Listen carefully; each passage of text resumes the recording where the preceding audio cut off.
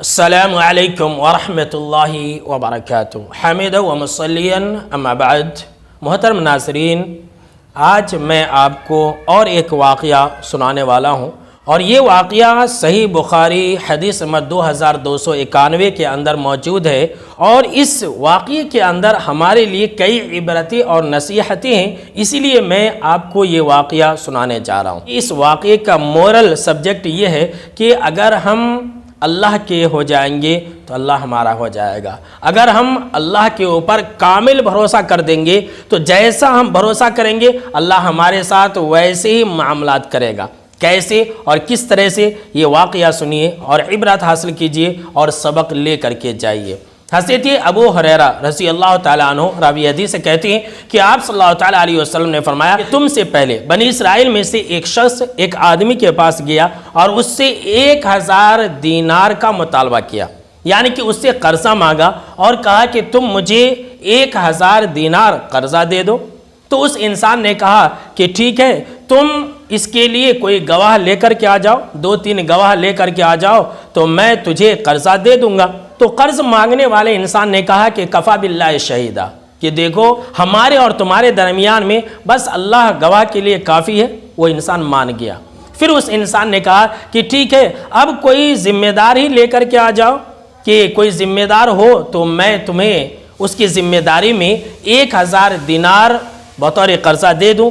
تو اس مرتبہ بھی قرض لینے والے انسان نے کہا کہ دیکھو ہمارے اور تمہارے درمیان میں بطور ذمہ دار اللہ ہی کافی ہے، بس اللہ کی ضمانت کافی ہے اور اللہ کی گواہی بھی ہمارے اور تمہارے درمیان میں کافی ہے۔ جو قرض دینے والا تھا وہ انسان مان گیا، اور اس انسان نے ایک معین مدت تک کے لیے 1000 دینار دیا، اور وہ انسان جو قرض لینے والا تھا لے کر کے روانہ ہو گیا۔ اس نے اپنی ضرورتیں پوری کی، اور ضرورت پوری کرنے کے بعد جب وقت متعین آیا قرض لوٹانے کا تو وہ انسان 1000 دینار لے کر کے روانہ ہوا تاکہ میں اس انسان کو لوٹا دوں جس سے میں نے قرضہ لیا تھا۔ لیکن راستے میں ایک سمندر بھی پڑتا تھا، راستے میں ایک دریا بھی تھا جس کو پار کرنے کے لیے کشتی کا ہونا ضروری تھا۔ اس انسان نے صبح سے شام تک کشتی کا انتظار کیا، لیکن کوئی کشتی اسے ملی ہی نہیں کہ وہ انسان اس پر سوار ہو کر کے سمندر پار کرے اور پھر اس کو آ کر کے قرضے لوٹائے۔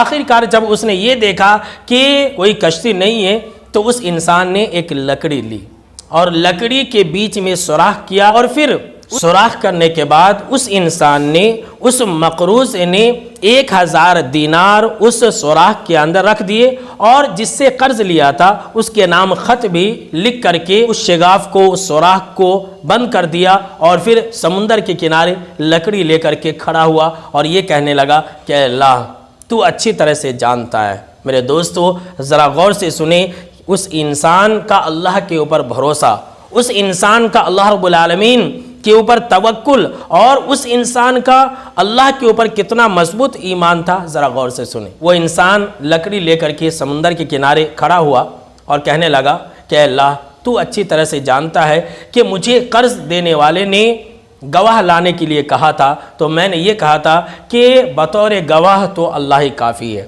پھر اس انسان نے مجھ سے ایک ضامن لانے کے لیے کہا تھا، میں نے اس وقت بھی تیرا نام لیا تھا کہ ہمارے اور تمہارے درمیان میں اللہ ہی ضامن ہے۔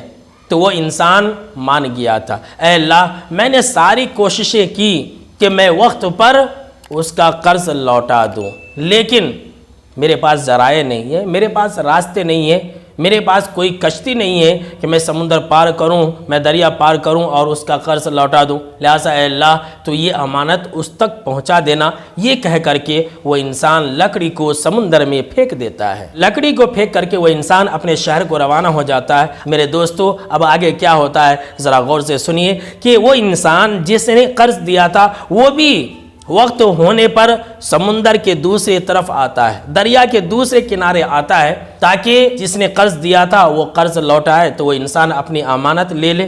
دیکھتا ہے تو وہ انسان نہیں آتا ہے، بہت دیر انتظار کرتا ہے، صبح سے شام ہو جاتی ہے، اس انسان کا کوئی عطا اور پتہ نہیں ہے، لیکن سمندر کے کنارے اس انسان کو وہ لکڑی مل جاتی ہے جو لکڑی اس انسان نے پھینکی تھی۔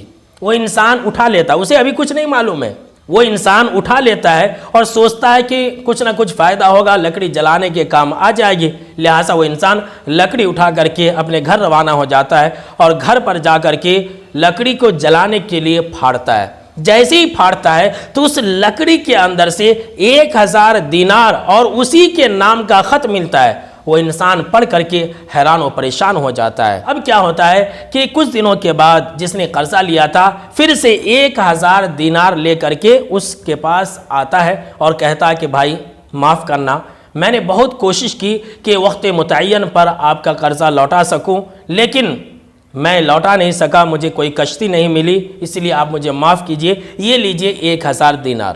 وہ انسان کہتا ہے کہ میرے بھائی آپ نے جو امانت بھیجی تھی اللہ نے مجھے وہ پہنچا دی، کیا آپ نے 1000 دینار میرے پاس بھیجے تھے؟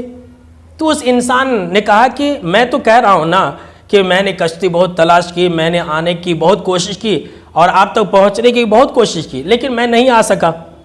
تو اس انسان نے کہا کہ نہیں، آپ نے جو مجھے بھیجا تھا، میرے نام سے جو پیغام بھیجا تھا، جو خط بھیجا تھا، اللہ رب العالمین نے وہ امانت مجھ تک لوٹا دی ہے، آپ جو ہے 1000 دینار لے کر کے چلے جائیے، میری امانت مجھے مل گئی ہے۔ یہ ہے پورا واقعہ۔ تو میرے دوستو کیا پتہ چلا؟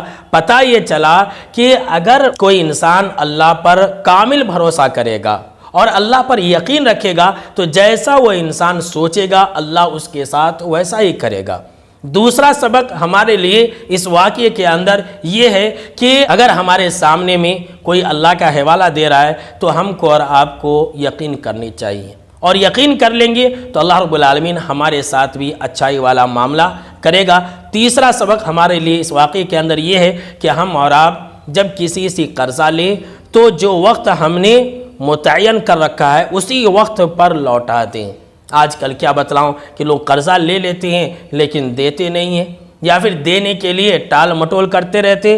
یاد رکھ لیجئے جو قرضہ رکھ کر کے مرے گا اس کی بخشش نہیں ہوگی، اس کی روح جو ہے لٹک جاتی ہے زمین اور آسمان کے بیچ میں۔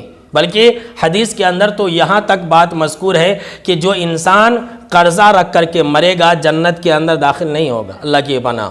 اور ایک حدیث کے اندر اس بات کا ذکر ہے کہ جو انسان جتنا قرضہ چھوڑے گا اتنا ہی زیادہ وہ انسان اپنے لیے جہنم کے انگارے کو چھوڑ کر کے جائے گا۔ اگر کوئی انسان 1 لاکھ روپیہ قرض چھوڑتا ہے تو 1 لاکھ جہنم کا انگارہ اپنے پیچھے چھوڑ کر کے جاتا ہے، اللہ کی پناہ۔ لہٰذا قرض سے بچیے۔ تو میرے دوستو بہت ہی پیارا واقعہ ہے، خود بھی سنیں، دوسروں کو بھی شیئر کریں۔